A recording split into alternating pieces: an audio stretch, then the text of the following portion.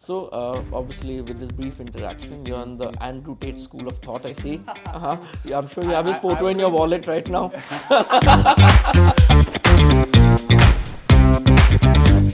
Welcome to Unfiltered with AJ, where we skip the fluff and get straight to the real talk. Raw stories, bold opinions, and no BS. Today's guest walked away from a safe career, built a thriving agency, and bootstrapped his way into a thriving SaaS company. He's got strong views, real stories, and we're diving into all of it. Get ready for Yash Chavan. So, welcome Yash to Unfiltered with AJ. This is my first podcast, which is unfiltered, and you're the first guest, so I'm expecting big things from you. You got the right guess for the unfiltered podcast. I'm Yes. 100% sure on that. Glad to be here. Yeah. Thank you.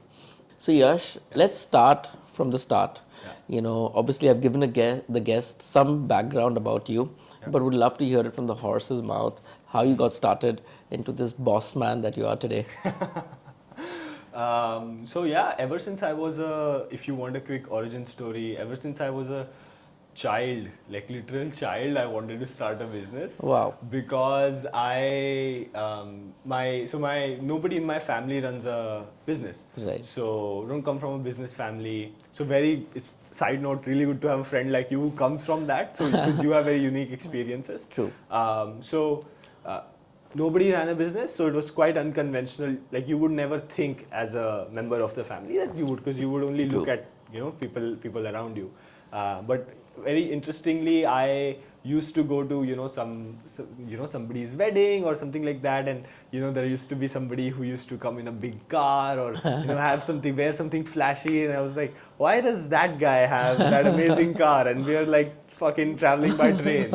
And then my parents used to tell me, oh, well, that's because they're rich, they have a business and they've had a business. So I always associated that with, okay, like if I want good things in life, I need to start a business. Wow. Right? Yeah. As a child. So that's my sort of, childhood origin story of I always wanted to be in business. So I was always kind of like selling things, even in school, against my mother's wishes. I was like buying like this. I remember there used to be this pen that we used to get where I lived, Yeah. which used to light up when you used to write.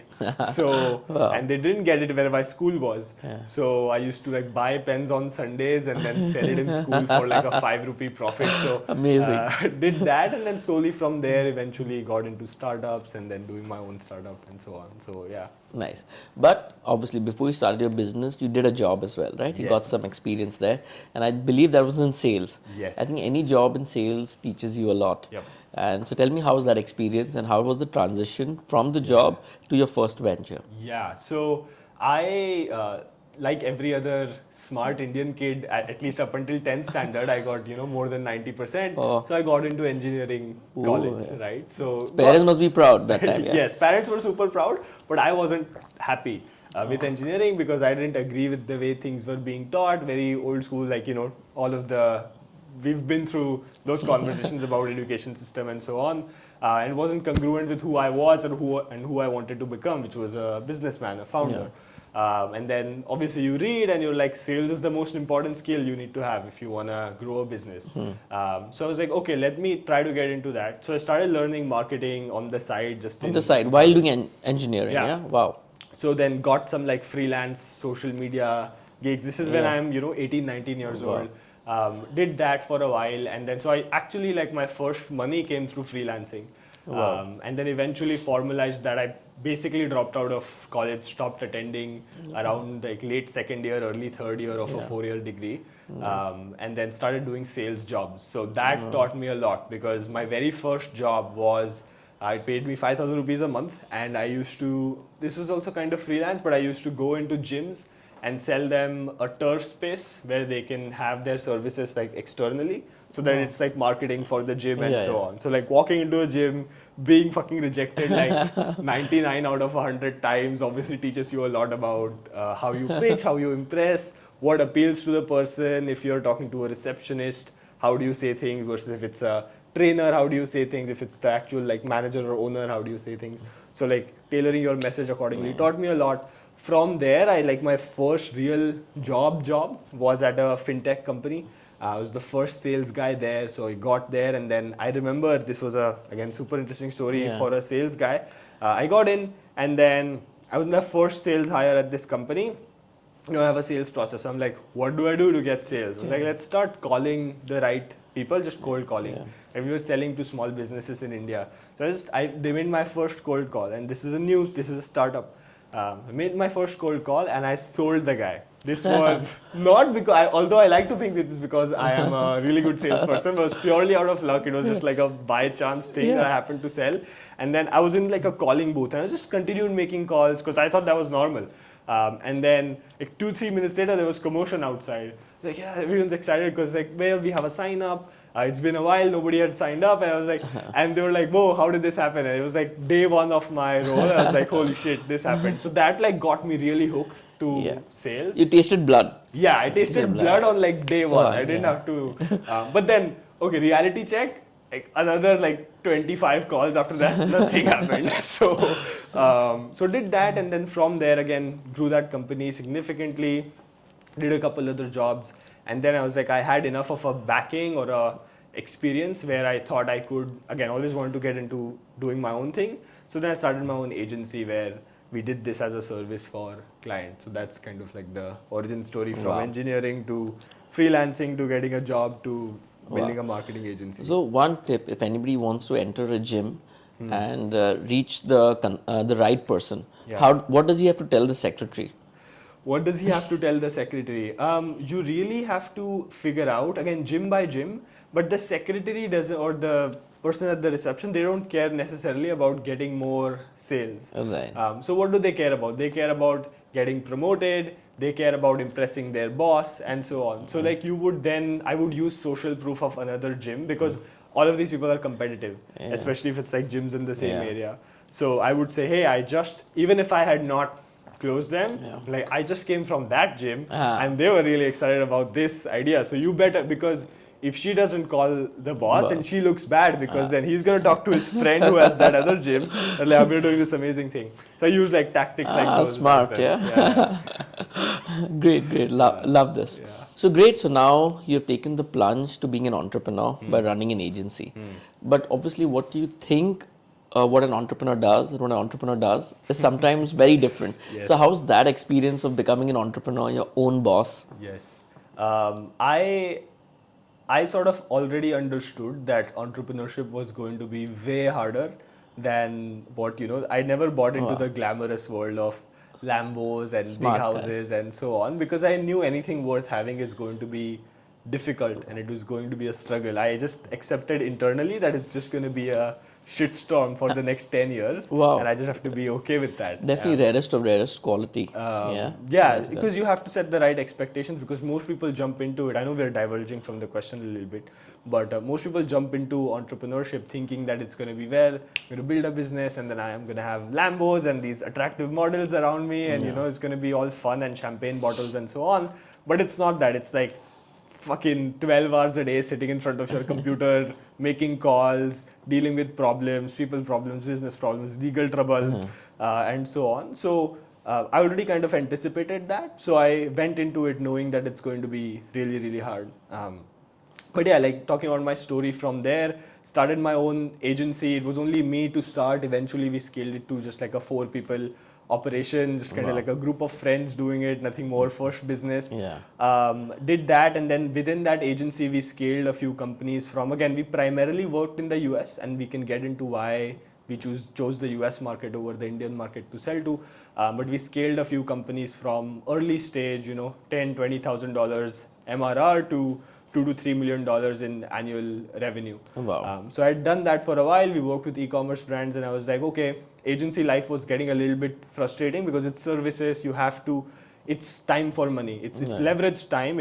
You have your people and so on, but it was still a lot of my brain power, right? So I was like, this is like not congruent. I want to scale beyond this. I want to go level up. Right. So I was like, okay, what do I do from here? Most of the clients that we had worked with were software companies.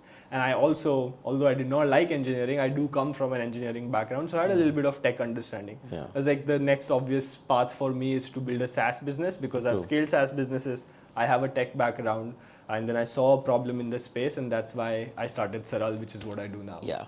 So what was the problem that you saw the companies facing and your solution to it, which is obviously subtle, but Yeah. how did you get there? Yeah, so it was actually a problem that we faced at the agency. We were working with some e-com brands, although like 70% of our clients were software companies.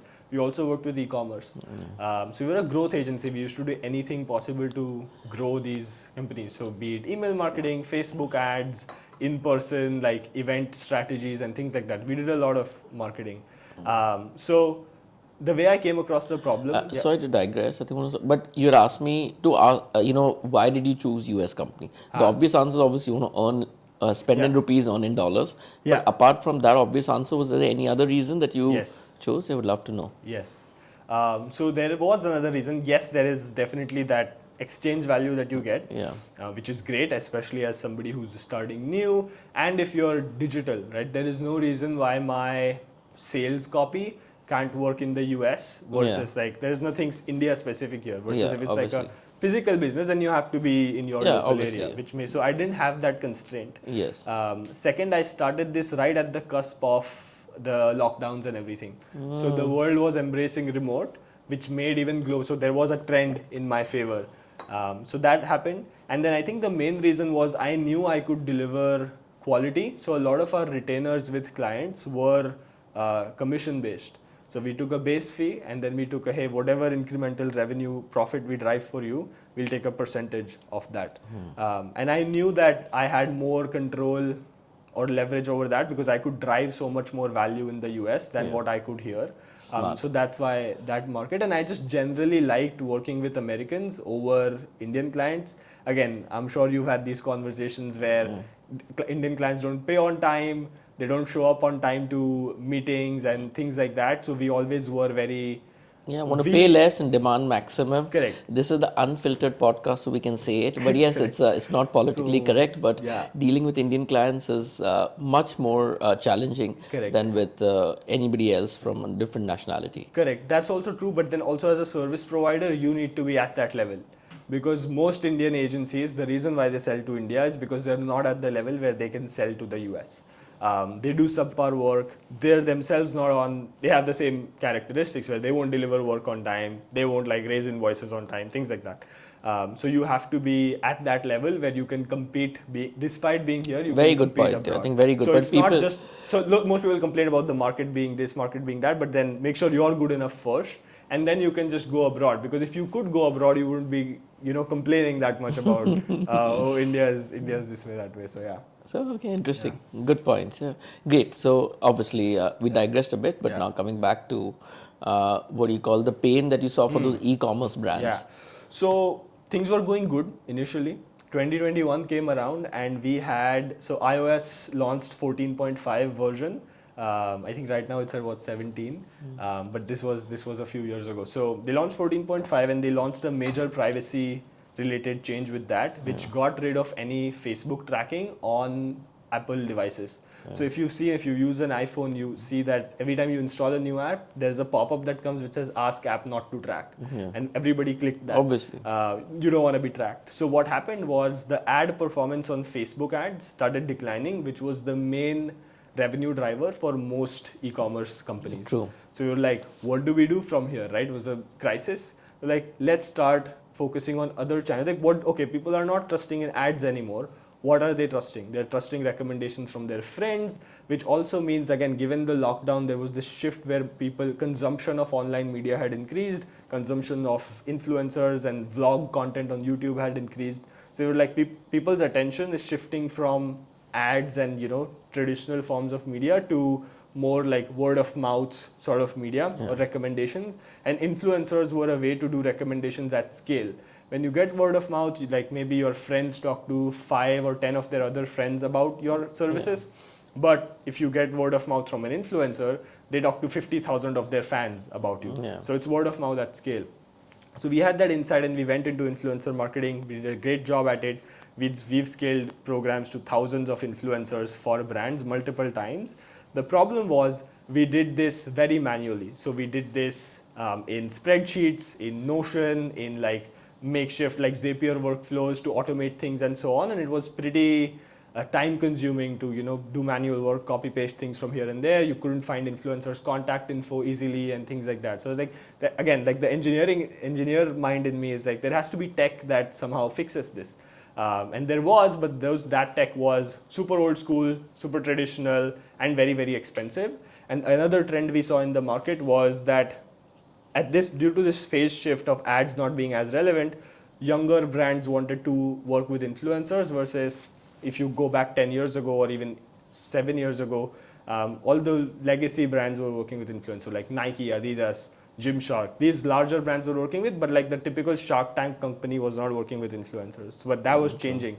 Or like there is very expensive software that is built for these large enterprises, but all these small companies want to do influencer marketing and they have to resort to what we were doing, which is like And manual in fact, work. they need the software more because they won't bang for buck. They Correct. can't just spread money and then hope these Yeah. influencers will work. So they have to really target the influencer that's perfect for them. Correct. Yes. So we had that insight, and then we were like, okay, there's this white space in the market where everyone else is catering to the top end brands, but all the emerging ones want to also do this. So we started building simple, effective, modern software for SMB e-commerce brands who want to work with influencers. Yeah. So that's how we started Saral.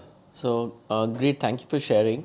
And obviously, you guys are in the process of scaling Saral, but it always surprises me when a new SaaS company starts onboarding clients and builds software without raising any money. So how did that happen? Did you make so much money from the e-commerce space that you were able to fund it, or how did you bootstrap it, or how did you motivate the team? You probably had to pay below market salaries. So Yeah. how did that happen? So that happened because I had worked with VC backed companies. I think so. I'll tell you my story, but broadly speaking, I think money is a tool, right? Yeah. So if you want to fly rockets into space, you can't bootstrap it unless you have like hundreds of millions of dollars. Like even in that case, it's probably not wise to bootstrap it because you'll burn through that money quickly, right? But if you want to build software which is not as complicated as what it was maybe even 10 years ago, right now there are AI. I know you're big into AI. There are AI tools that allow you to describe the type of app you want, and it'll write the code for you. True. So you don't even need now. Back when we started, it wasn't. This didn't exist. And now you're already feeling old, right? Yeah, already old, correct. But back when we started, this didn't exist, but it was still easier to build software. So it's not like we're doing something that's super complicated or that can't be done by a couple of engineers. And I had enough revenue coming in from the agency. Okay, so it was a parallel thing. Yes, the Correct. agency is going on Of at the same course. time. You guys are Of course. building Yes. the tech. Yes. So I call it stair-stepping your way towards higher and higher leverage opportunities. I used the cash flow from the freelancing and the savings from the job to then fund myself in the early days of the agency. Use the agency funds. Felt scared while doing it? Am I doing the right thing? I'm earning money, but I'm like putting in everything. Or felt like Elon Musk vibe that fuck it, I'm just going all in. Or somewhere in between. I don't generally feel fear, at least in like business endeavors. So I felt like it was well thought out. You were confident that this is a problem. I'm getting a solution. Yeah. It's only a matter of time till it clicks. Yeah, because in any situation, I know that's why my username is also Vicey the Man, because people started calling me that. Like, you're the man I would go to if I need to fix anything. You're the man. So like, I just kind of knew inherently in my heart that I would figure it out no matter what. So I didn't really feel fear or scared. Obviously, there's some nerves, but then you make sure that you are taking care of the downside while you do it. So, right. So obviously, so you were aware that the worst case scenario this, and you're prepared, and you were just working towards making it a success. Yeah. Great. So keeping all those things in mind, you felt bootstrapped is the way to go. Correct. Yes, because I have always been the type of person who would rather die on my own sword, and I know I can take better risks with my own money. I feel more comfortable taking risks with my own money than somebody else's money. Okay. And money makes you a little bit complacent. When you raise funding at a very, very early stage, you tend to spend. That's why we hear all these stories of companies going bankrupt or having to raise new and new rounds of capital every time they run out of money. High burn, get a big office, spend on things that don't really matter at an early stage. Bootstrapping helps you build that discipline. I only have this much capital and I can only spend that much on building this. Nice. So it kind of breeds creativity in you when you have When you have Are limited you really equipment. that wise, or you read some book and you're just like saying that those parts out now? Man, it's a very elite thinking. Honestly, great that you have these level of insights without already burning money. Yeah. Normally, you have to lose or fail to have these level of insights. But good, great to see, man. I think the future of India is pretty bright with thought process like this, and Thank I you. think that's why they call you YC. I think Y Combinator. You're accelerating yourself. I am accelerating myself is what I'm doing, but yeah, pretty antithetical to YC's VC funding approach. But yeah. Also, I want to say I was YC before YC. I think because I've been calling myself YC since I was in school. So So with that problem solving approach, you guys made Saral. Saral means simple. yep. So I think time for you to explain what Saral does in as simple way as you can. Sure. So every time an e-commerce brand wants to work with an influencer, or every time you see a post on Instagram of an influencer saying, "Hey, use my code John25 for a Yeah. 25% off on Yeah. this coffee website," there are things happening in the background, right? The e-com brand had to find that influencer, they had to contact them, they had to reach out, negotiate. They had to sign some sort of a contract, then they had to send them, they create that discount code, send them that free product, make sure they get paid on time. All of these logistics happen behind that Instagram post that you see. And from a brand's perspective, that is happening across hundreds of influencers, not just that one influencer you're seeing, True. right? So how does a brand manage all of this? That is what Saral takes care of. So we're a software for brands so that they connect with influencers, they can pay them, they can track the performance, they can see who's working, who's not working, all of those things. Nice. So So you save the brand's time, you save the yes, brand's money, yep, and it's efficient all yes, around process. Yeah. yes, and we make them money. And we make them money. Yeah, I Yes, think that's a better sell. yes. Great. So great. I think you've explained Saral, really simply and to the point. But was it easy to get clients, keeping in mind that you had a marketing agency already? I wouldn't say it was easy. What I did was another like ended like abstracting away from my story into lessons for the audience. One of the mistakes that early stage founders that I see making is that they build the idea that they have, right? So like I have this problem, I'm gonna build this idea, Yeah. but they never validate it before the idea is built, and then they figure out, oh, maybe the market doesn't need it. So then you hear the word pivot a lot in the start. You have to pivot, and then so on. What I did was I always think in terms of there's this concept of minimum viable product, Yeah. right? MVP. But even before that, I think of a minimum viable test. How can I test this idea without building the product? So what I did simply, my marketer brain, I simply wrote up a Google document describing what the product was. I turned it into a website very simply using some online builder tool. And then I just sent it to a few people who were in my LinkedIn connections who I did not know. So they were my connections on LinkedIn, but I didn't like Know them speak with personally, them or yeah. know them personally or ever worked with them, because that helps me get unbiased opinions. Because I True. ask my friends, if I ask my clients, and they're gonna say, oh yeah, good idea, because people wanna please you, right? It's always good as a founder to seek truths in any situation. So I'm like, okay, let me reach out to these people, and some of them, most people didn't respond. Some of them actually clicked, went on the website, and they were like, this is a good idea. And then I hopped on calls with them to discover more of the problems that they had. And then I listed them down, and I was like, okay, you also have this problem, you also have that problem. Right. And then that helped me form the idea. So I like to say Saral was not my idea. I just had like some semblance of, okay, there is this friction in the market. I'm just going to explore that and talk to a few people and see what they think. And that kind of like organically got me these people, because they were like, well, you're building something, and they gave me the idea like, hey, if you solve all of this, I'm going to pay you money.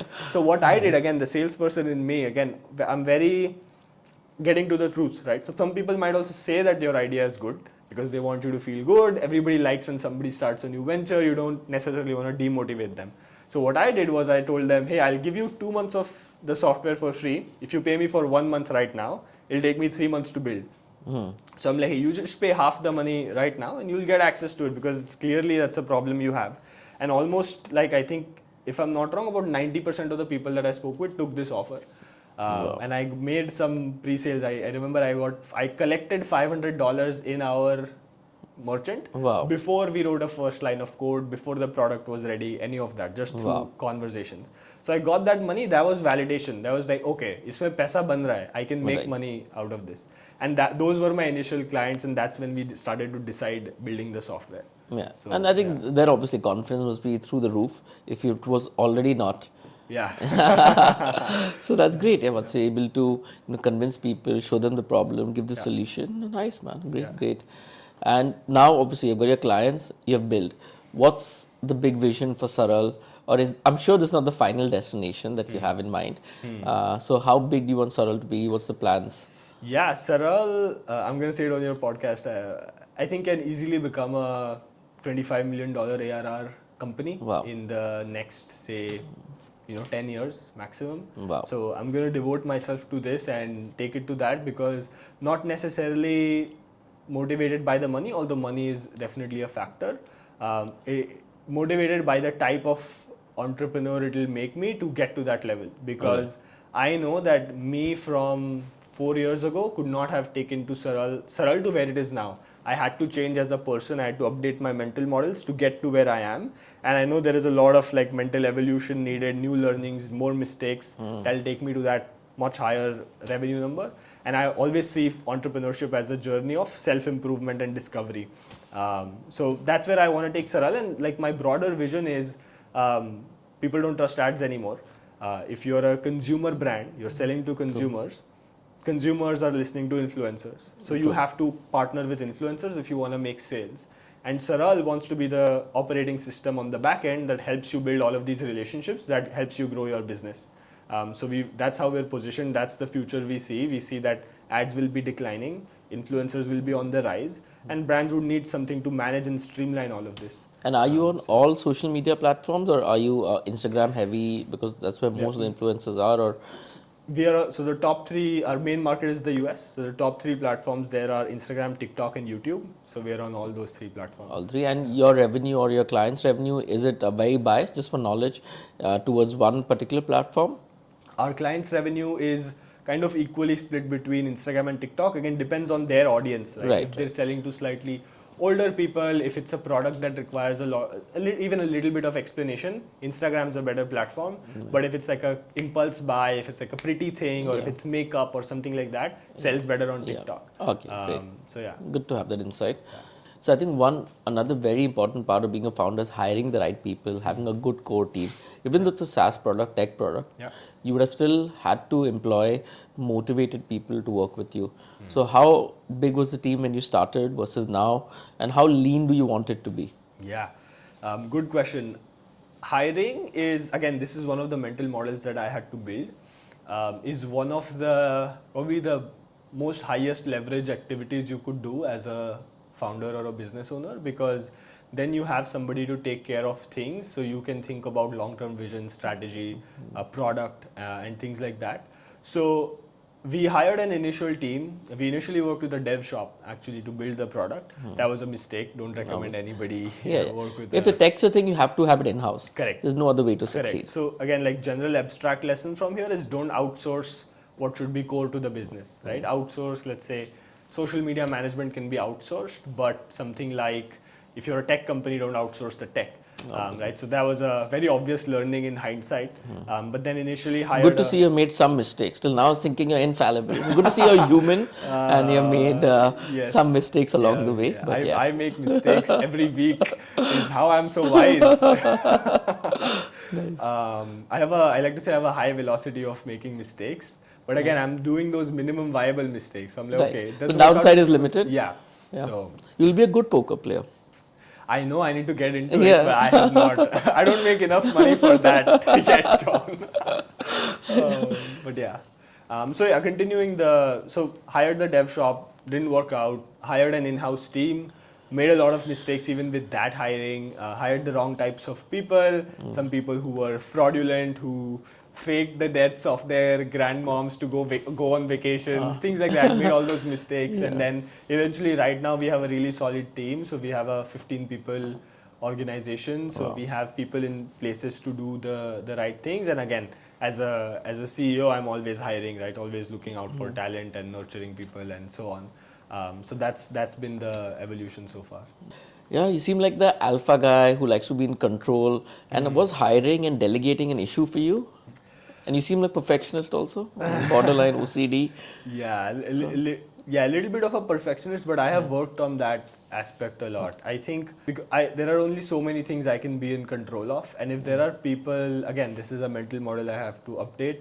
I have had to update is that if there are people who are better at controlling, as a founder or CEO, your job is to do what's best for the business, not what's best for you yourself. Right. So even if I disagree with it, I have to think what's good for the company. And if it's good for the company to have somebody who is way better at technology than I am, who's way better at sales than I am, who's way better at marketing than I am, to lead those functions, then I'm going to do that. And I have adapted my thinking and I've seen the results. Obviously, initially it was a little bit difficult. You're a bit skeptical. Can I trust this person? Can I not? Can they do what they're saying they would do? But if you're hiring the right people, if you're trusting them with the right, they're going to make mistakes, but you have to be a little bit accommodating for that. Not everything's going to be the exact same way like you would do it, because again, that's my OCD perfectionist brain always wants things to be formatted in a certain way and things like that.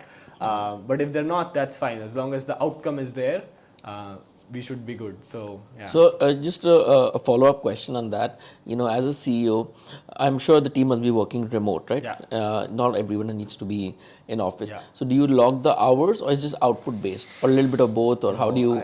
I don't believe in tracking hours Tracking, yeah. of people Yeah. because I That's don't good think I don't think the modern knowledge worker should be judged by their hours. If I hire especially you see this with engineering a lot or engineers a lot, is that if a good talented engineer can do in 2 hours what it will take quite literally 4 days for somebody else to do who's not as talented. It's literally happened. So if somebody is able to do that in 2 hours, I shouldn't force that person to work like nahi 10 घंटा काम करो Yeah, दिन के. and then he has to go slow just so that he can max those hours. Yeah, and that's not wise for that person, and that's not what makes that person deliver, right? Because some people can do in 4 hours what others can in 2 days, right? So let him deliver, because as again, thinking from a business perspective, you care about outcomes, you care about delivery, you care about it being right, you care about the product not having bugs, and if they're able to do that in less time, then fine. I tell my engineers, hey, if we plan something for the week and you do it in 3 days, you can take the rest of the week off. Smart. You don't have to work, right? Yeah, and it's a good incentive for them also. It's an incentive for them to think creatively, because if I log hours, then they're gonna write a lot of code and they're gonna make it inefficient and it may be slow. But if I say, hey, you can take the week off if you do it in 2 days, then they're gonna be like, well, how do I solve this creatively so I can get time off, I can do my own thing, I can hang out with friends and things like that. So yeah. So Yash, we're on the Unfiltered show. Yeah. Let's be unfiltered. Yes. What the numbers look like currently. We know you want to reach 25 mil ARR, but what's it right now? The numbers right now, so we've grown in the last 14 months since launch 18 months since launch to $1.2 million ARR. So we wanna 25x that, and I think it's relatively, I can see that happening. I think that deserves a round of applause, dude. Already $1 million ARR, yeah? That's phenomenal. Yeah, that's great for an entrepreneur. I think it's a very important milestone. Yes, it's a great milestone, and somebody coming from a non-business family, you have used that motivation in the right way, not used it as a crutch to complain about shit. So that's the most important thing that I see out here. Whatever thing is served to you, you're making the best out of it. Yes. So that's the attitude which I'm absolutely loving. And I'm sure, I think if you want to 25x, it may happen even sooner. I'm pretty confident.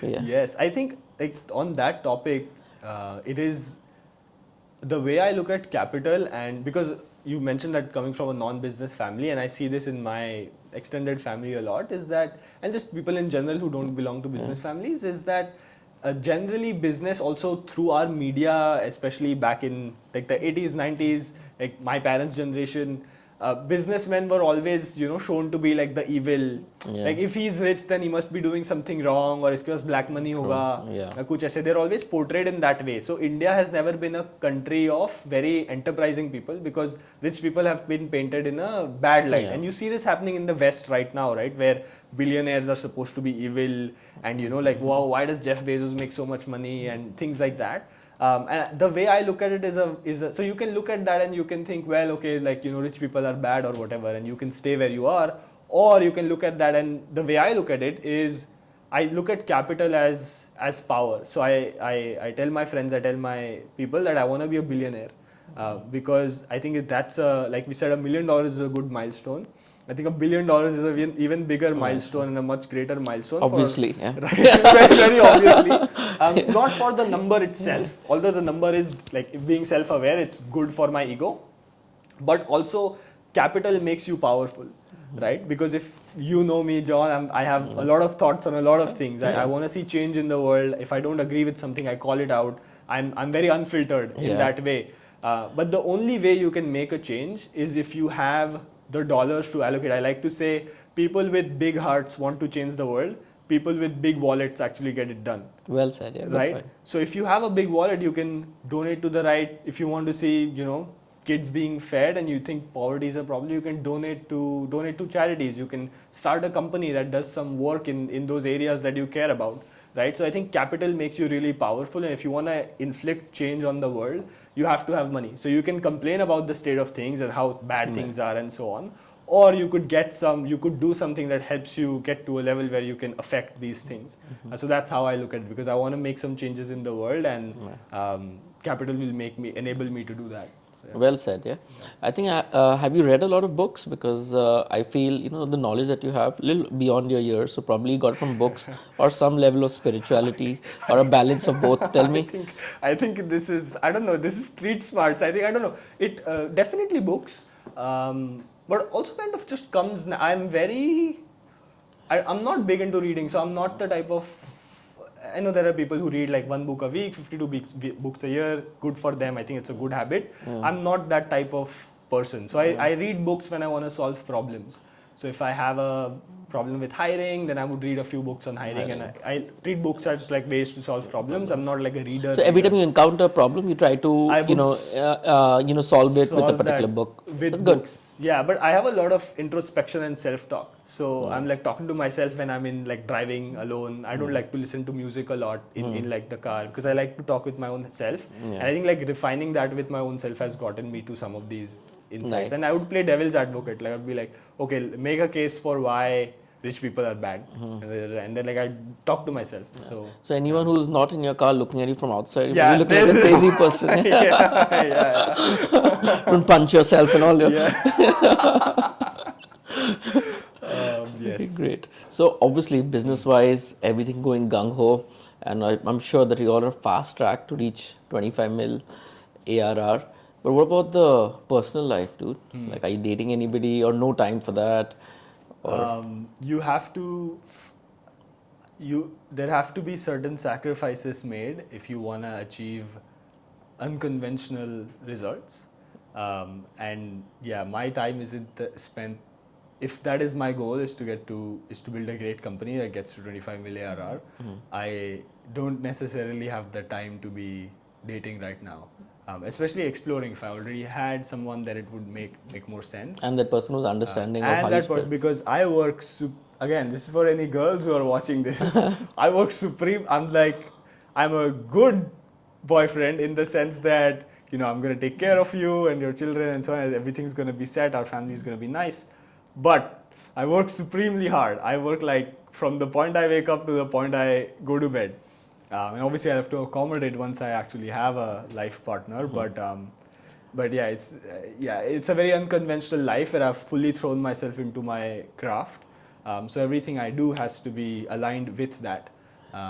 So what are your thoughts on marriage? Do you want to get married? Yeah, of course, yes. Want kids as well? Yeah, I want many kids. Want many kids. Yeah. So, but then you're contradicting yourself there, no? You said, you'll always be, because you want to reach from here to $1 billion. Yes. So I assume till you're 45, 50, you'll be in constant growth mode. Yes. And that constant growth mode will require more and more time, more and more energy, as much time as energy you're putting in right now. Yes. Right? To reach that. Of course. So then, by that logic, you'll never have time for a girlfriend, or you'll never have time for a wife. So you'll have to either accommodate them somewhere. So how do you plan to accommodate? I think you've not thought this through. I think I will live and learn. I think some of it, again, I'll have to update my mental models once things start to happen. Yeah. But I think once I get to higher and higher levels, it will be less about my own time and more about strategy and decision making and so on. Okay. So once I'm beyond a certain point, it'll be I I fundamentally believe like you have to work hard in your 20s if Okay. you want to do something great in your life. I Now I'm agree. in my 20s, I'm 25. No. So I have to work hard now so that I can have the time with my kids, so that I don't want to be the 35-year-old guy who's like figuring things out, or who has like a stressful job that is taking so much time that I don't have time for my wife or my children. Okay. Right? So working hard and putting in those hours now will give me enough leverage in 10 years where I'm able to work lesser in terms of hours inputted and give more time to my children and family. That's how I'm thinking right now. Yeah, I think you're thinking on the right track. But obviously, as you go, like any problem Yeah. that you have solved, Yeah. you will read a few books, solve it. Yes, correct. But talking about marriage and relationships and women in general, do you remember how we met? That's quite an incidental thing. It just came I to actually don't recall. I'm sure it was. I remember that it was something I posted or something like that, but I don't recall what it Yeah, was. I remember, but I don't remember exactly. I don't know. We may get cancelled also, and for mentioning it. But you were. I opened X one day. That time it was Twitter, and you were trending. Huh. And I'm like, when you see a random person's name or something, like you click on it. Okay, what's happening here? And like there were like girls freaking out, and they were like posted some clip of yours, and like you had said something about women and their safety. Yeah. Yeah, here, Yep. I ringing a think bell. yeah, that remember that rings a bell because that was a pretty terrifying night because suddenly clips of certain things that I had said in were taken out of context, and it was a long 10-minute video, and there were like splices of 30 seconds where I was being a little bit. I'm unfiltered. I was way more unfiltered back then. Now I've grown a little bit and I know how to frame things and so on. Back then, I was way more. Yeah, and unfiltered. cancel culture was just catching on Was then. just catching on and it caught me. But then so yeah, I think that's how how we connected. Yeah, for leave sure. the comments aside. But then I saw you, and then because I knew it was on Instagram. That clip Yeah. was from Instagram. Yeah. Then I checked you on Instagram. I saw, man, this guy's a little normal guy, and followed you. And then we got in touch talking on Instagram. I think you posted something which I liked the thought process, and then we got talking. Yeah. And obviously we've been in touch for a while now, for a Yes. few years. But yeah, I think no person can become big without nearly getting cancelled now. So I think you've already achieved one tick box. Gone through the ritual of I may get cancelled after this, so I'm also on track. Yeah, but yeah, that's how the world is right now. People are pretty sensitive to what's going on. Instead of arguing on logic, they want to cancel people, and which obviously. Every once in a while you can agree with someone who said something so outrageous that you want to cancel him. But once you do that, then it's a slippery slope. Then everything you disagree with, you want that person to be cancelled. Correct. And obviously they've been doing it successfully for now, but I think we've reached the peak now. There's already some fight back, and people have had enough of this thought process of just censoring everything. And obviously social media has played, because now they are the gods there. Anyone they block. Keyboard warriors. Yeah, anyone they block now has no voice. Yeah. Be it Andrew Tate or whatever. And so what are your thoughts on women working? Would you want your wife to work after marriage? Yeah, I would want it's not about me wanting. I think it would be her decision. But I would filter alert. No, so I'll tell you why. Tell me. I've updated that a little bit. So, if she works, that's okay with me, but it shouldn't be out of necessity. It should be out of wanting to do something. So, she has a hobby or she really likes her craft, and she should pursue that. With that said, I also think that it is very, very crucial for younger children to have a mother's guidance more than a father's guidance when super young. Yeah, true. I agree with you. Mothers are nurturing caregivers, right? Those were the roles in the primal days, and that has changed, of course, but that doesn't change biology. That doesn't change how children are wired, right? So I definitely believe that there has to be some sort of a break where she takes care of the children, nurtures them, and so on. And that's not an unrealistic expectation, because I'm gonna hold up my end of the bargain. Like, I'm gonna make sure that there's a great roof over your head, that everything is taken care of. You don't have to worry about money or paying the bills or anything like that. So let's make sure that we have children that are kind and well-natured and talented and so on. And I think that is a great legacy to have as a, because when you're, even with me, when I'd be a billionaire and so on, but truly I think kids would be the biggest project, for lack of a better word, of my life, because at the end you're defined by your surname, right? So at the end it's like, what are your kids up to? What are you, like, I know you're, I think, third Third gen, generation, yeah, 100th next year. fucking amazing, right? So like, you're making your parents and your grandparents proud because they did a good job at raising you, right? So their name is now, like, there wouldn't be an AEJ show if you were, some loser somewhere, right? So you're taking that ahead, and that's your parents' true legacy. Nobody cares about how much money they've made or the company and so on, while that's important. And takes care of a lot of things. Your grandparents and your parents' true legacy is you and your siblings, right? True. So that's how I think. And I think I think her role in that would be way more important than whatever I'm doing, like making money or whatever. I think this is easy. Interesting, and I won't just put you on the spot. I'll share my thoughts on this topic as well. Yeah. And I have also changed. When I was younger, I didn't because I always knew that the basics were going to be sorted. I never had that kind of worry. It's just that how much I want to do, and what I value. So I knew the basics were going to be sorted. So I always thought, if I marry a girl, why should she work? Yeah. If I want to do something impulsive, go to Amsterdam next week, and then she tells me I have to take permission from my boss, I'll be like, what the fuck, bro? Like, I'm like, no, definitely, it's a big no-no, for anybody who wanting to work. And there are many girls who like to work, many girls who don't want to work. Yeah. So I said, I'm sure I'll find somebody who doesn't want to work. Yeah, Correct. I think they're both sides. Yeah. People want to be taken care of, and some people are alpha, they want to work. Sure, they'll find the partner that's good for them. Correct. But after now being married, now 12 years, thought process has changed. Everyone has certain skill sets in the world, and even a mom, however nurturing she is, individually she wants to feel important, and so whatever skills they have, they should try to use it. Like my wife is now an interior designer, and she does her own projects at her own time. And obviously, it is work. I have to help out a little more to accommodate, make sure the kids are well looked after. But it's fun, and she's expressing herself in the world. She's proud of the work she's doing. Yeah, but I think for me, even now, 9 to 5 would be very difficult to adjust mentally. Correct. Because I want to be my own boss. I want to do things. Yeah. And I think after 100 years of running a business now, I think no need to do that. So that was my thought process, but changed slightly over time as well. Correct. Yeah, I think that makes much more sense, because when you're running your own company, or you're freelancing or something, you're doing your own projects, then to a certain degree you can dictate your own hours. You can, if there is, let's say you have a new child, she can dictate that, okay, I may not be able to take as many projects, but then if she wants to go all in, then she can make things happen where that enables, but a job does not allow that, right? So I think if she's able to do her own thing, then that makes much more sense. Yeah, that's my thoughts as well. So we can cancel together. Yes. Also, John, quickly on that, I think that this movement of women empowerment and so on was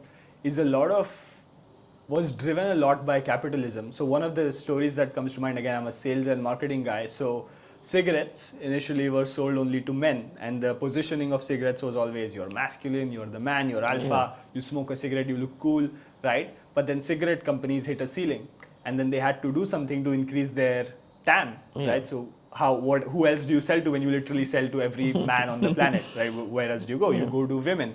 So it was taboo for a woman to be smoking a cigarette and so on. So they positioned it as an obviously, if someone wants to smoke a cigarette once in a while, that's fine, but you have to know that it's cancerous, it's injurious to your health. You shouldn't do that. But they positioned it as a way of women empowerment. So there was this women empowerment parade happening in New York, where they planted these women actors who smoked cigarettes, and it was all over the papers, like, okay, cigarettes are a way for women to find empowerment, right? And then so usually bad things tend to be peddled as in like a cloak of something that is nice, right? So like, think about women working, for example. Like, sure, is your input to the world and society and to humanity, or to your community in general, is it higher if you work a job and pay taxes, or is it higher if you raise good children and they go on to do great things at life and they become nice people, right? So I think a lot of this, like, sort of women empowerment and wanting to work, and this boss babe movement is driven by this, frankly, evil capitalistic nature of companies wanting more more like governments wanting more tax out of their citizens, because if you run out of all the men who are paying taxes, you get the women to pay taxes, and then that leads to things happening like what you're seeing, the deterioration of the West especially, is like when both the parents are working, they're working long hours, and then the school is the government, the state is raising your children, and they're then peddling all these narratives upon children, like the LGBT agenda and all of the bullshit that's being taught. Like they're talking to children about gender and sex in like first or second grade, which is not the right thing to do. Yeah. When both the parents are busy paying taxes because they're empowered, the children are being raised by the state, and what's happening out there right now. So I think that's also an important angle to this whole concept, is you should see where your desires are coming from. Are they coming internally, or have you been programmed? Yeah, I think people don't do enough introspection of why they want something. Yeah. There's nothing wrong if somebody wants to work, but Yeah. it should be your decision, Correct. not like you think it's empowering and Correct. someone's selling you something. Correct. I think if everyone did some own soul searching, some introspection, they would know why they're doing something. Correct. I think people don't do that enough. Yes. Very good point. Yeah. So obviously, with this brief interaction, you're on the Andrew Tate school of thought. I see. Yeah, I'm sure you have his photo in your wallet right now. I do not. I wouldn't put it like that, but I agree with some of the things. Yeah, I think. I also disagree with some of the things. Yeah, but it's good that he says what he wants to, Yeah. man. I think why the fuck would you want to censor somebody for sharing his thoughts? Correct. Just because he has his own influence now that people want to censor him. But I think great. So obviously, with your thought process and with your work ethic, you are completely not in favor of these mental health breaks or working 4 days a week. What are your thoughts on that? If I was coming for a job, I'm like, sir, I would like once a month mental health break. John, you're not getting the interview with me. You're not getting to the interview stage with me if you have that. But Yeah. I think generally on that, I think culture, younger people nowadays in India have bought into this Western fucking idea of like everything being fine, and because we lived in a zero interest rate phenomena economy for a long time, at least like Gen Z and like I'm Gen Z too. Yeah. I'm like one of the older Gen Zs, but I'm Gen Z too. And we lived in that economy where things were easy, right? Like there's no wars, at least like in like first world nations, no wars, nothing happening. Things are easygoing. Money was sort of free. You could raise funding for a company, and these companies raised a lot of money, overpaid for employees, had all the kumbaya bullshit of fucking pool tables in office and things like that, and 4-hour work week or whatever, like things like that. And I think people have not. If you talk to somebody who's lived through the 2008 crisis, you see that they have a different outlook towards work than anybody who's worked after 2008, 2010, right after the recovery, because things have been really good for like the last decade or 15 years or so. Right, so that's where I think this mindset comes from, of people wanting an easy life, and workers want to be happy and want to be take these breaks, and so I think people generally are very, very soft now, and I think we need some sort of a crisis to happen again for the world to reset a little bit, because people have just had their expectations have been reset for everything to be nice and happy going, and so No, and also a little philosophical take on this. When you do things you're not aligned with, which is not congruent in nature, you feel burnt out. But when you do things you love, it's very little chance of you getting burnt out. Yes. So people should introspect, do what they love. Yeah. Ideally, find what you're good at. Yeah. They don't want to do all that. They want to go in a workplace. They want to complain about the system. So I think a little bit of spirituality is also missing. And once somebody's aligned with what their skills are, what they're good at, they will choose roles which they can excel in. When you excel in something, why would you want to take only a couple of days off? Correct. I think even with that, I've seen even talented people tend to buy into some of this programming of, okay, work 4 days a week and so on, and it'll be more productive and all of that. But I think that may work for a Western nation, but for a country like India, which is on the come up, which is, for example, in China, they have a 996 philosophy, which is 9 to 9, 6 days a week. Wow. Right. Okay, So they're like, work hard, take a day off. Like, who does not like day off? You need some time to reset and reflect and also introspect and do all of that, but you have to be on most of the time. Especially like I said, going back to my main point about us being a developing nation and us having places to go. The places where the countries where these ideas come from places like the US, from Europe, where these countries have made it already and they have the luxury to work 4-hour work weeks or 4-day work weeks or whatever. We don't have the luxury to do that. We need to get to that place where we work hard and maybe our children or our grandchildren can enjoy those luxuries. But So I you don't have think we can. Andrew Tate and Narayan Murthy's photo in your wallet. Yes, I mean, I do believe if you're in your 20s, you should work 100-hour work weeks. Why should you work only 70-hour work? And especially if you like your craft, why wouldn't you do it all the freaking time? Like, I work all the time. Like, I'm literally like, I was working up until the point I left my home to come here. I will go back and I will work again. And so on. I think you should work all the time if you want to do anything great and want your name to have any worth in the world. So Yash, worldwide we're seeing a trend where governments are getting more and more pro-censorship. Even the West, which was the beacon of freedom and everything, we're seeing people being censored, right, from Trump to others, influencers being censored. So what are your thoughts on that? And especially since you're in the field of influencers, if influencers are getting censored, it's bad for business, I guess. It is. I think throughout history, governments have liked censoring people. It's just that Now it's easier. Now it's easier to. I think everything is easier. Now it's easier to have your opinion out there. It's easier for government to censor, right? Even if you think back in the day, if somebody was too vocal against a king, they would get killed, right? You would get murdered.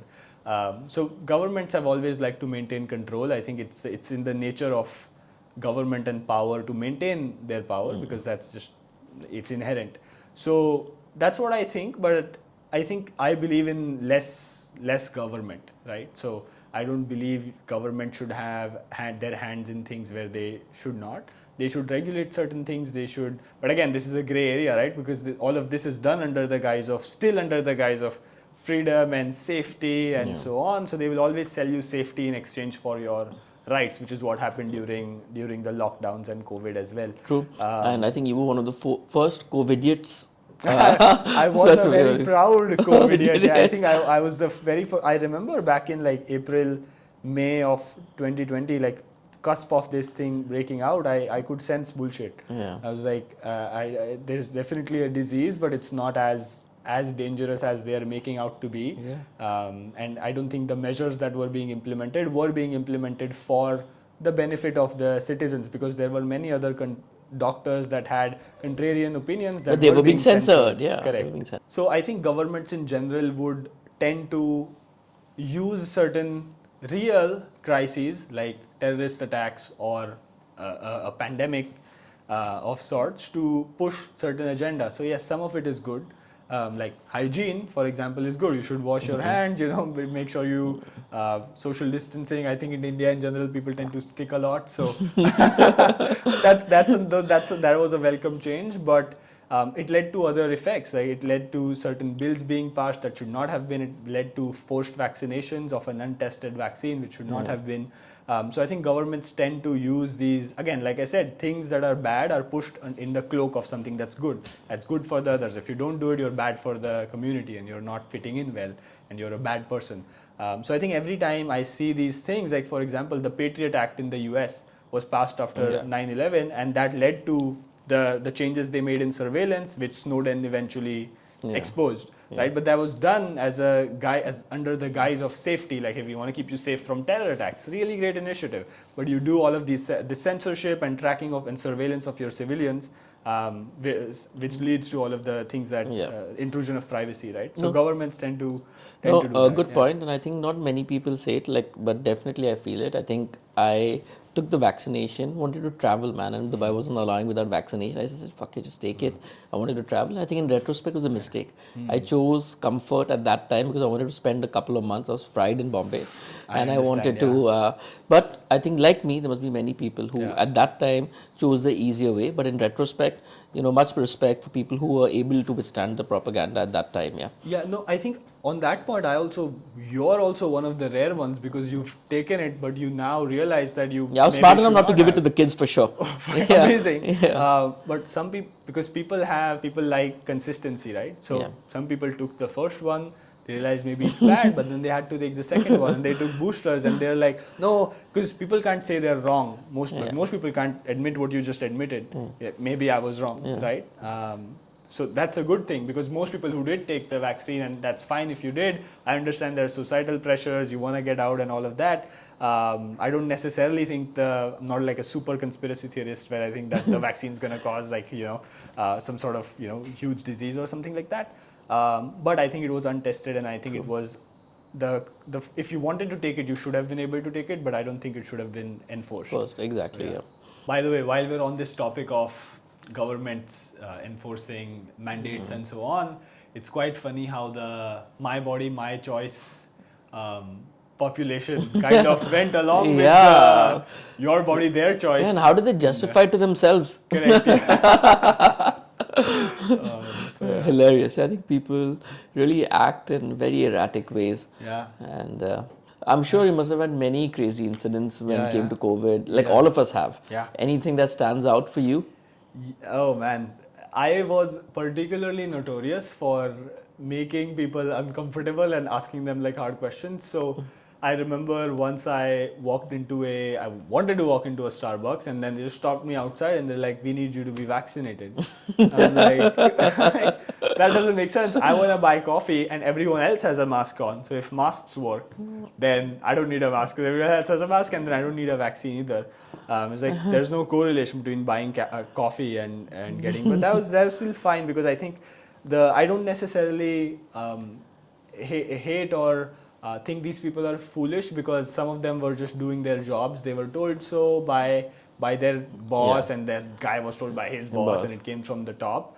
So I don't necessarily hate the security guard or the barista who was asking me to do things, but some things are just so nonsensical. I remember slightly towards the end of this nonsense, I was flying somewhere. I was flying, I think, to Bangalore or somewhere, and in the plane they had mandated masks.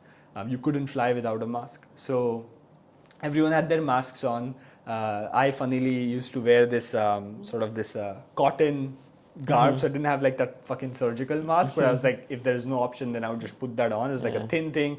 I could breathe very freely, and it was fine. It did not protect me from COVID. So I used to wear that, and then I always I hacked it. I learned that on an airplane, if you have a drink in your hand, you don't have to put the mask on. So I just got a Starbucks from the airport, and I'm like, okay, I'm sipping coffee. The air hostess does not say anything to me.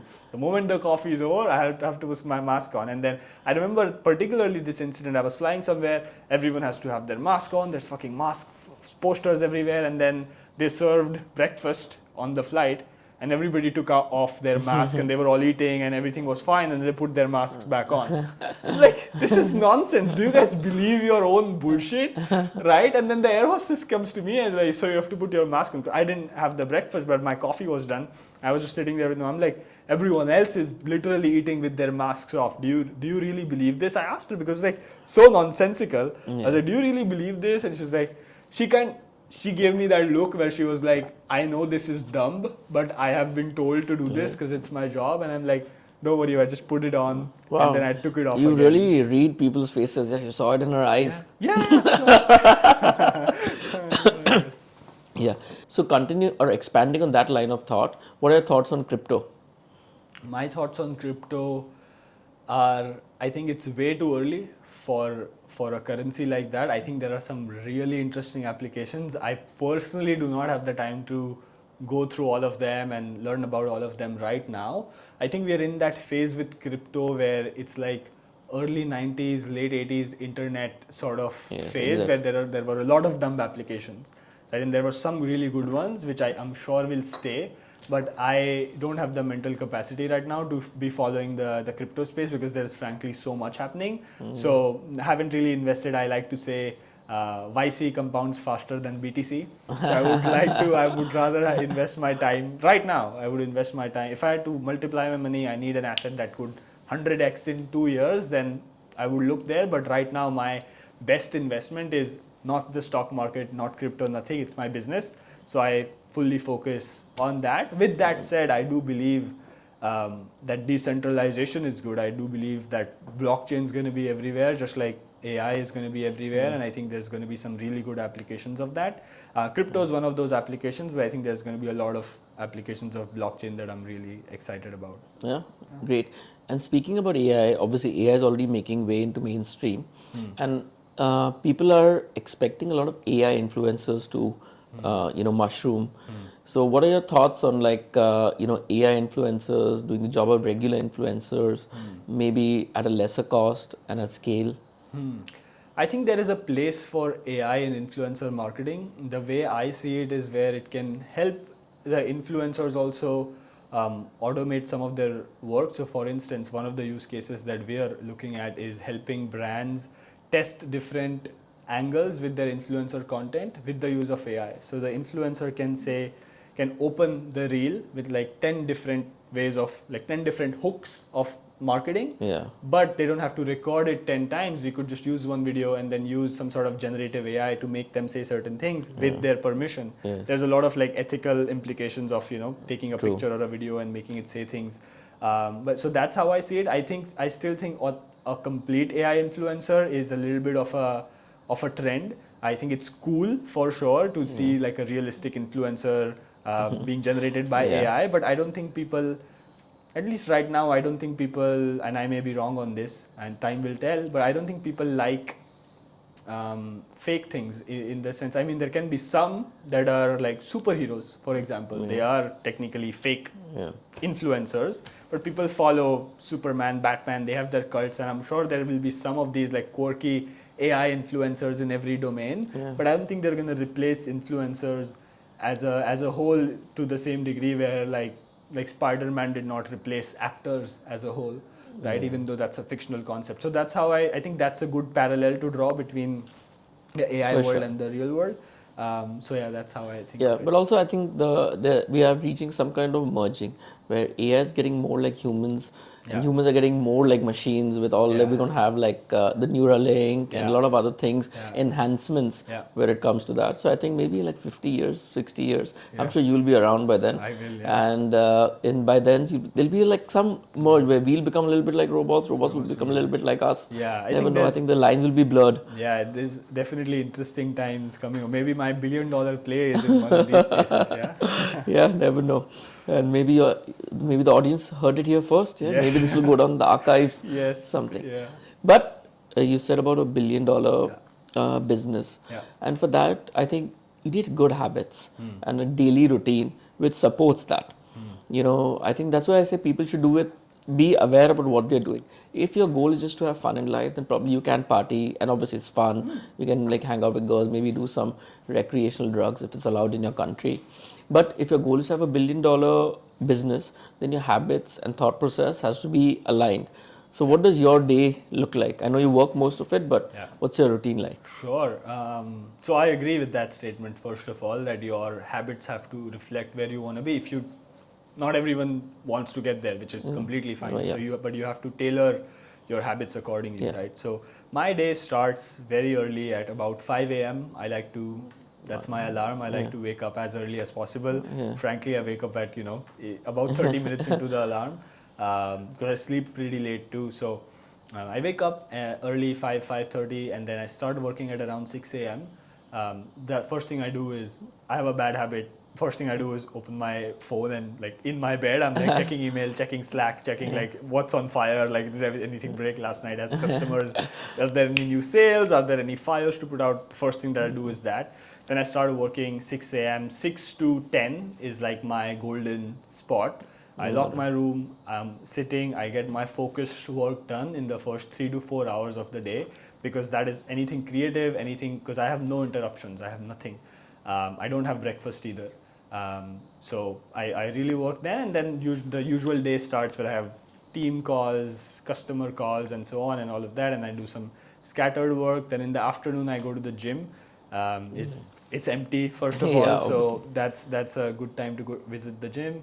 So go to the gym in the afternoon, have lunch, start working again, and then just pretty much work until I fall asleep. Obviously, take a little bit of a dinner break and Yeah, so and on. this is a bedtime would be around 12, 1 or Yeah, 12, 1-ish is usually bedtime. Although I want to improve that. Right now, there is, because we sell to the US, so a lot of my calls are late at night. But with like more streamlining and hiring, I want to be able to sleep like at 9:30 and wake up at 3:30 and yeah. work from 3 to 9.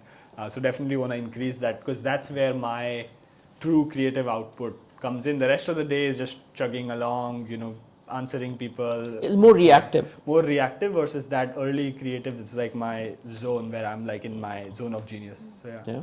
So Yash, with that we come to the rapid fire round. Amazing. We have been unfiltered so far, Yes. and I expect nothing else in the rapid fire. All right. So with that, I hope you're ready. Come the first question. Let me get ready to shoot. All right. Narayan Murthy or Andrew Tate? Uh, Before we get there, I see you're ready to shoot, so I should be ready to. All right, Narayan Murthy or Andrew Tate? Narayan Murthy, Okay. any day of the week. Okay, great. One startup advice you think is absolutely crap. Sort of advice is that you need to raise money to build something. Love or money? Oh man.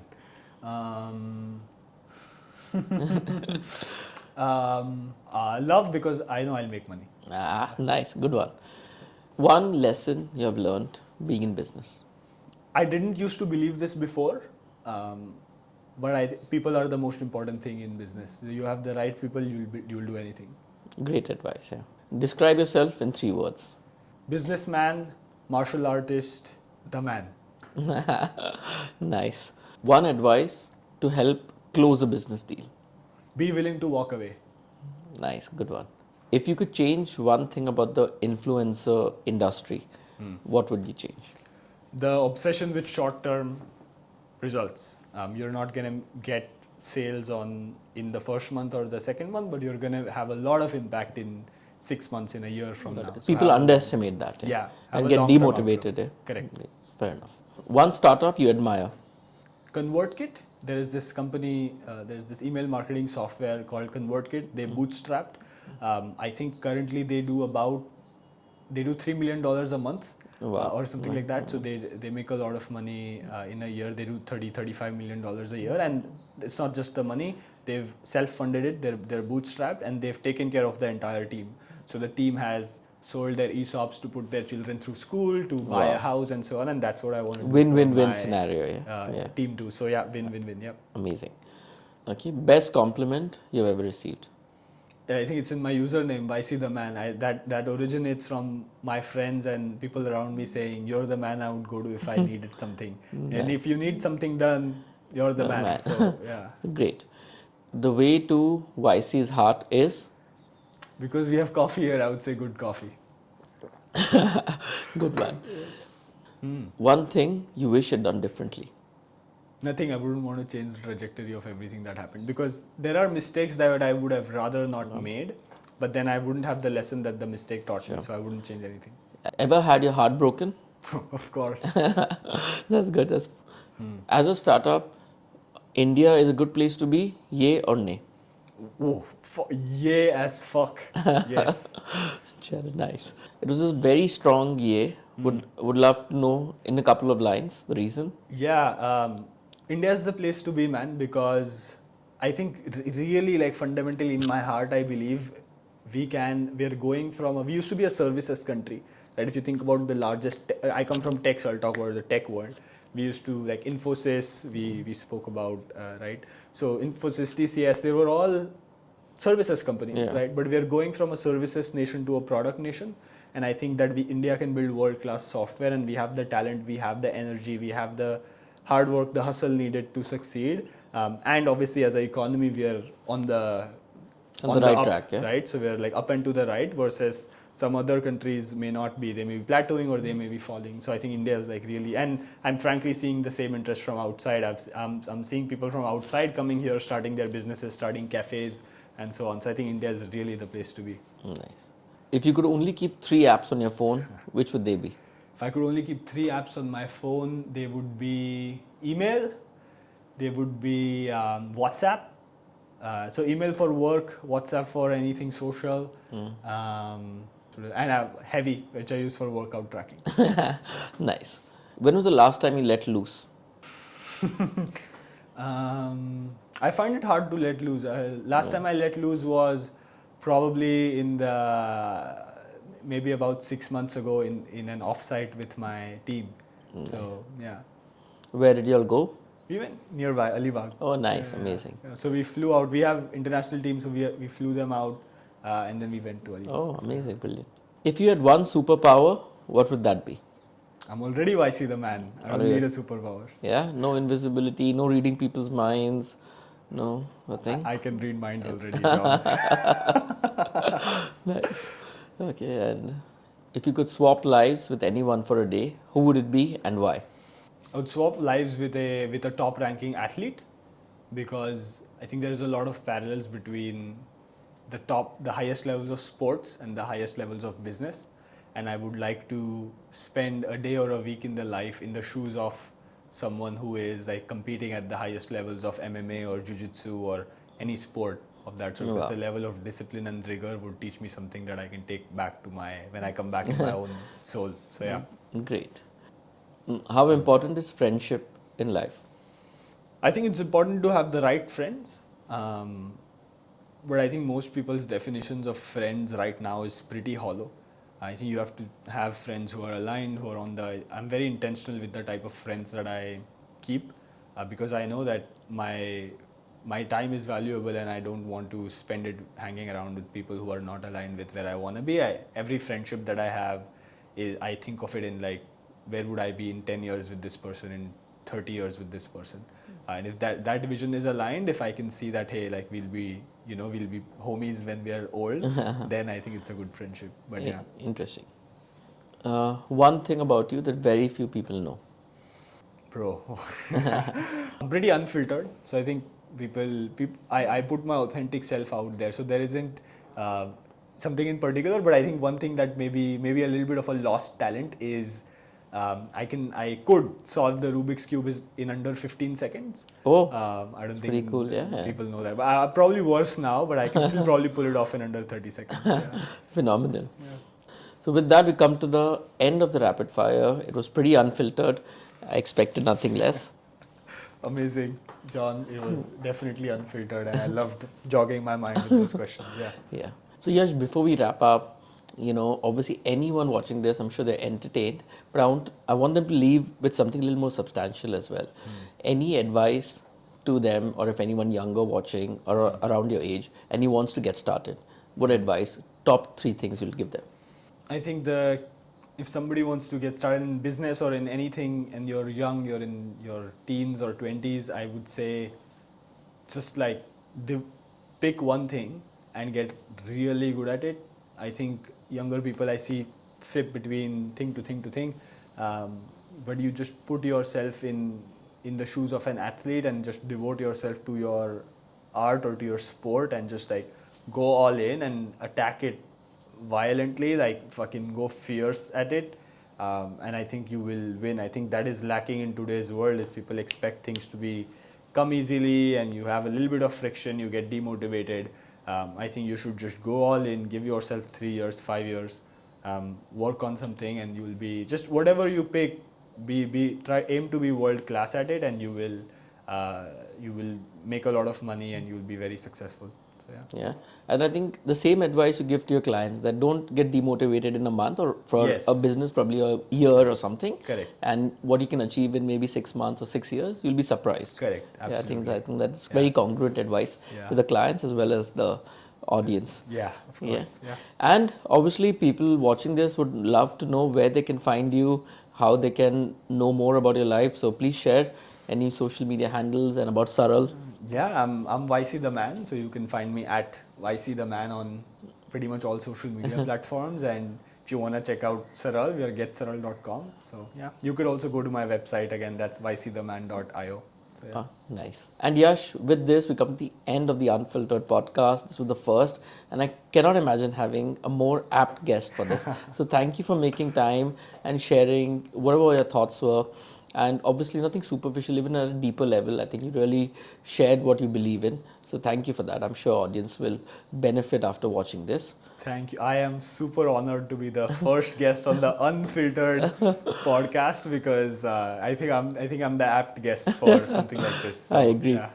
And if you guys like the podcast and want more such unfiltered sessions, follow us, like, share, and subscribe.